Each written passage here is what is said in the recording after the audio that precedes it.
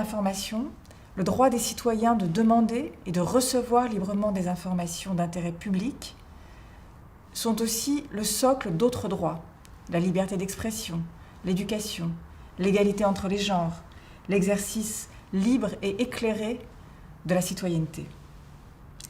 Et pourtant, il existe de profondes inégalités dans cet accès à l'information. Pour ceux qui vivent dans des zones plus isolées, pour ceux, et notamment les populations autochtones, qui n'ont pas accès à l'information dans leur langue, et aussi pour près de la moitié de la population mondiale qui n'a pas accès à Internet, dont beaucoup de femmes et de filles. S'informer devient une difficulté de tous les jours quand ce n'est pas, dans ce cas, une impossibilité pratique.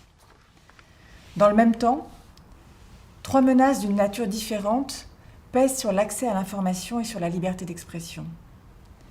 C'est tout d'abord la sécurité physique et sanitaire des journalistes qui est en cause, quand de trop nombreux professionnels de l'information paient de leur vie l'exercice libre et indépendant de leur métier. Ainsi, pour reprendre le début de la pandémie, entre le 1er mars et le 31 mai dernier, l'ONG suisse Presse Emblème Campagne a enregistré pas moins de 127 décès de journalistes dans 31 pays, les 2/3 d'entre eux étant alors en service.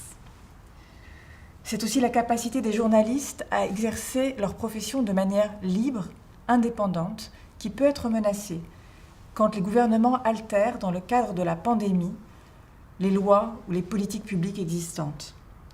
Le Centre pour le droit et la démocratie a ainsi estimé que plus de 40 pays avaient récemment pris des mesures ayant eu des conséquences négatives pour l'accès à l'information.